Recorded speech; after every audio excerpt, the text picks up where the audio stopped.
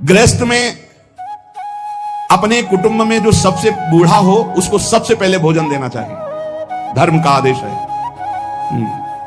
यहां बहू और लड़का कॉफी और समोसा और चाय छान रहे हैं और बूढ़े टुकुर टुकुर हेर रहे हैं। अगर कुछ कहें भी तो डांट देंगे, तुम्हें घर में तो रहना है, बना लेना चाय पी लेना, हमें ऑफिस जाना है। और ज्यादा बात किए तो दो चार थप्पड़ मार दिए मां के पिता के। कुटुंब में सबसे पहले भोजन का अधिकार किनको है? गरम गरम भोजन बना के पहले वयोवृद्ध, फिर दूसरा अधिकार बच्चे, फिर तीसरा अधिकार अपने जो आए हुए जन हैं, जो घर के जन हैं।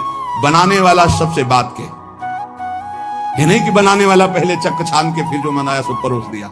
ये वो रसोई में कभी कमी नहीं हो सकती जो ऐसी रसोई होगी। एक अन्नपूर्णा जी का कृपा प्रसाद होता है उस रसोई में। रसोई में कभी भोजन पाया ना जाए, रसोई कभी झूठी ना हो, बाहरी कोई रसोई देख ना पावे, रसोई पर्दे में रहे और पवाते रहो। आप देखो अन्नपूर्णा कैसे आप पर कृपा करती है। लेकिन यहाँ तो ऐसे दलित दुराए की हद है, हद है। वो उतार के रखा, धुआं निकला, मुंह में डाल के खा रहे हैं, वही खा रहे हैं परोसा। ना भगवान से मतलब, ना भगत से मतलब है, ना बूढ़ों से मतलब है, ना। ऐसी दलिद्रता छाई हुई है रसेंद्री जनेन्द्री की, पूछो मत।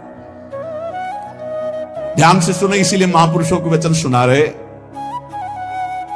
आज से जो सुन रहे हैं, भोजन में सबसे पहला अधिकार रसोई में वयोवृद्ध का है।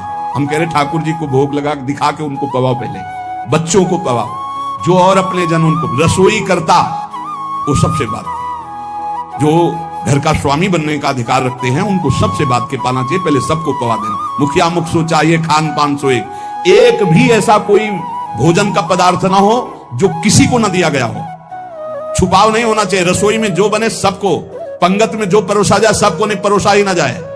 ध्यान रखना, नहीं इससे अपराध लगता है। 20 को कुछ और, 30 को कुछ और, 50 को कुछ और, ऐसा एक मुखिया मुख सो चाहिए, खान पान सो एक। घर में जो चीज बनाओ वो सबको बराबर दो। ऐसा नहीं होना चाहिए कि आप अपने लिए कुछ अलग, उनके लिए कुछ अलग। जब अपनी मोह वृत्ति होती है, सत्संग का ज्ञान नहीं होता तो अलग अलग होता है, बहुत विचित्र होता है, बड़ा अपराध बनता है। दूसरा, अपने संबंध में जो संकट में पड़ा हो तो बिना बुलाए अपने आप जाकर उसका सहयोग करना चाहिए।